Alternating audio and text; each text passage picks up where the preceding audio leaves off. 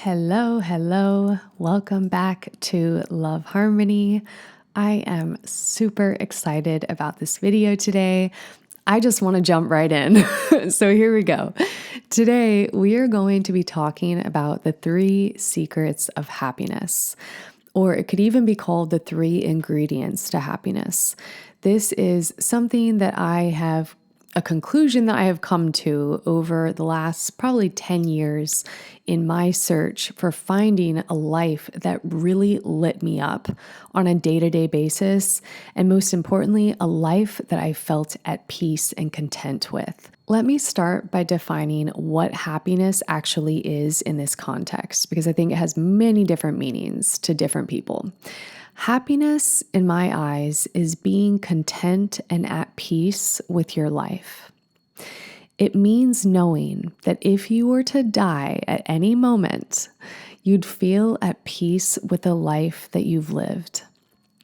It doesn't mean that you've never made mistakes. It doesn't mean that you've achieved every goal. I hope that you still have many dreams and goals that you're working toward.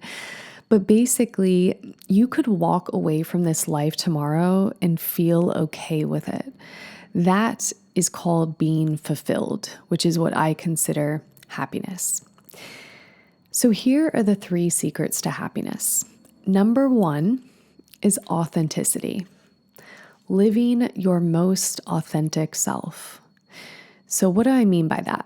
Now, this one is tricky because it takes a long time to become your most authentic self. I am still learning how to be my most authentic self, but I didn't really start stepping into my authenticity until probably the last couple of years. And I'm going to be 36 this year. So I think it's very common for people as they age, they become more and more authentic because they learn more and more about who they are. And the reason that this takes so much time is because in order to become your most authentic self, you have to unlearn everything, almost everything, that society has taught you about who you should be. You have to figure out what you truly want in life. Whether that's your career, your relationships, your sexual orientation, where you live, which country you live in, how you spend your time, your hobbies, literally everything.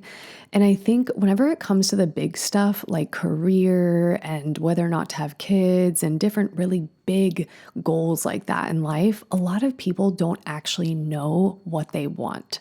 So that is what authenticity looks like, is when you start to understand what you actually want. So authenticity comes from a place of self-exploration.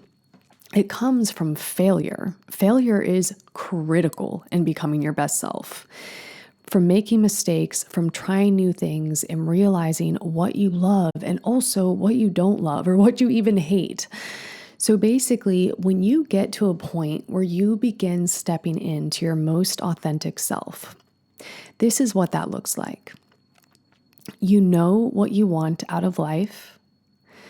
You take steps toward it, toward those dreams and goals. You surround yourself with people who match your energy, who add value to your life, not just take from your life. You start to feel aligned in your career and how you're spending your time on a daily basis. It doesn't have to be your career. It can also be your hobbies, just what are you doing every day, basically. So even if you're not in the perfect job yet, you start to become more aligned with like what job you actually want.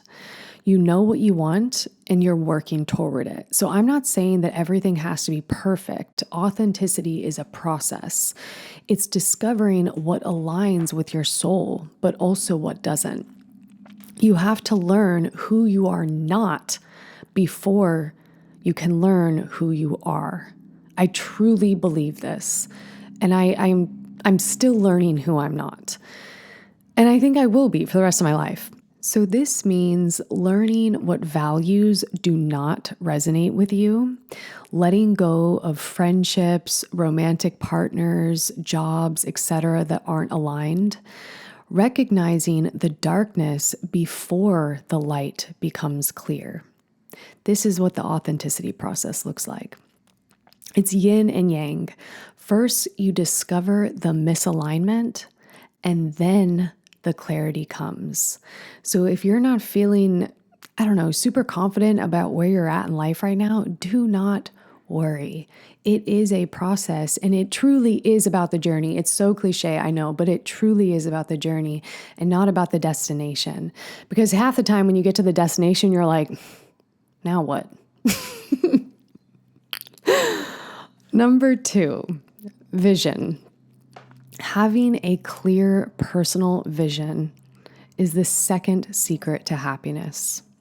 This ties in directly with authenticity. Having a vision means that you wake up in the morning, and even if you're going through something really difficult in your life or you just don't feel like getting up, you still put one foot in front of the other because you have something meaningful to work toward. You have hopes, you have dreams. This is having a vision. It doesn't mean that you feel excited every single day. That's not how I see happiness, because we're human and we go through a wide range of emotions every day. If you're in a bad mood, just wait a couple hours. like that's what I always have to tell myself, especially being a woman, with our cycle and all of that. We go through many different emotions. But basically, having a vision means that you have long-term and short-term goals that matter to you. And that vision is enough to move you forward. This isn't something your parents or society gave you. They're not the ones who gave you this vision or these visions. This is something that you want. Okay? So if you have hopes, goals, and dreams that someone else gave you, you're not going to be happy. I promise you. Examples of what your vision could include. Number 1, a vision for your career. Number 2, a vision for the kind of life you want to build. It could be wanting to buy a house, to start a family, to move to another country like I did, moving to Thailand, living by the ocean, whatever calls to your soul. It could be a vision for your health.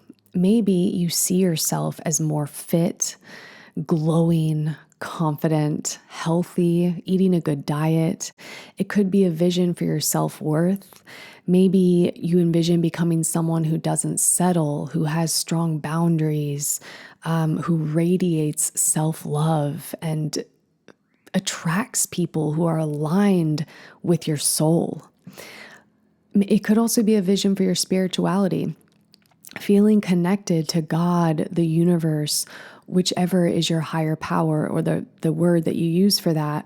Or if you don't have a higher power, it could be simply peace and purpose every day, feeling that in your everyday life. That is an example of a vision.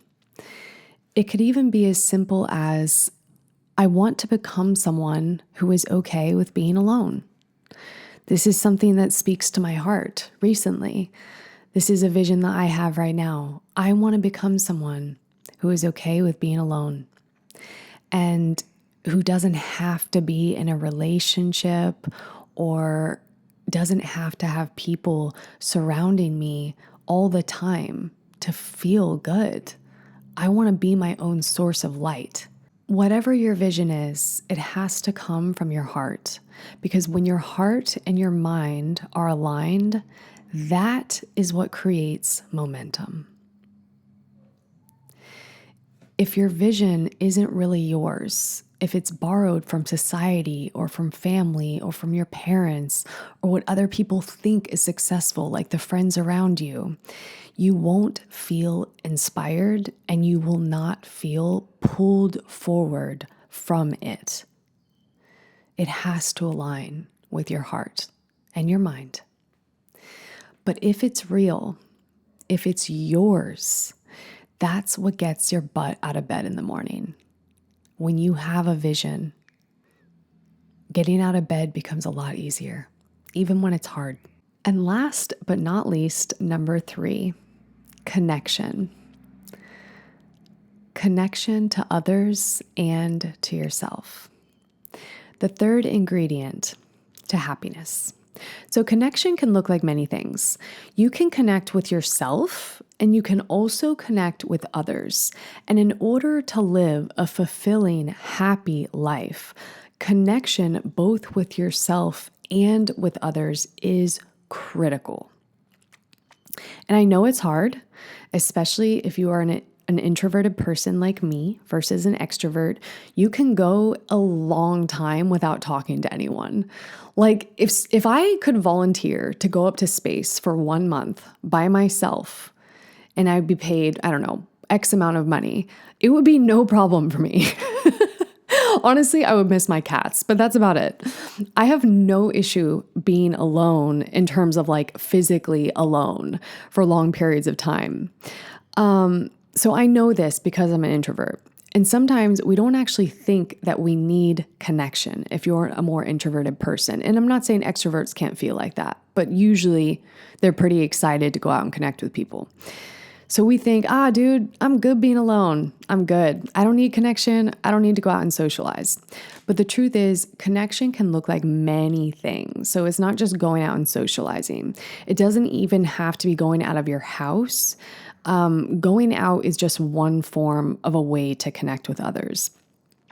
It can also look like having a phone call with a loved one or a friend, having a work call with someone who you actually enjoy talking to, like a colleague that you really connect with and like. It could be text messages, voice messages, even just sending a meme to someone. That's one of my love languages, is sending memes to my friends.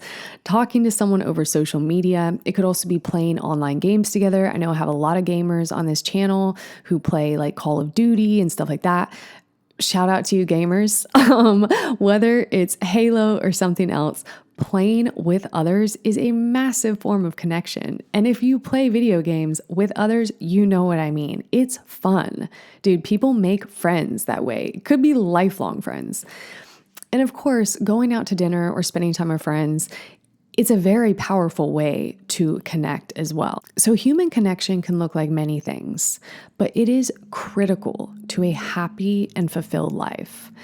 And there have been study after study confirming this, that when people or even babies have no human connection, they deteriorate. Like your brain literally starts to break down when you are not interacting with others. The second part of this is the connection with yourself. Now, this is probably one of the most important things on these 3 secrets to happiness. So there are thousands of tools to help you connect with yourself. This can look like journaling, meditating, self-care routines, going to the gym, taking care of your body. It could be cooking a nice meal for yourself. It could be reflection, literally just sitting somewhere like on your porch, thinking about life. I'm not talking about scrolling on your phone. That's not a form of, that can be a form of connection, but not in this context. It's just being present with your thoughts. That is a form of self-connection. Connection means human connection and self-connection. I hope that's clear now. And that is the third ingredient to happiness. If you resonated with this video, please let me know what you think in the comments. If you disagree or if you think I missed one of the critical ingredients, it was very hard for me to be like, okay, what are the 3 things? Because I feel like, there's so many list videos where people list out like 10 different things to find happiness. And honestly, I didn't want to do that. I wanted to kind of really think about what was most critical. And these are the 3 that came to mind. So if you have other thoughts, if you agree, whatever the case, tell me. I want to hear from you. Thank you for tuning in. Have a wonderful day or night wherever you are in the world. And I'll see you soon. Love, Harmony.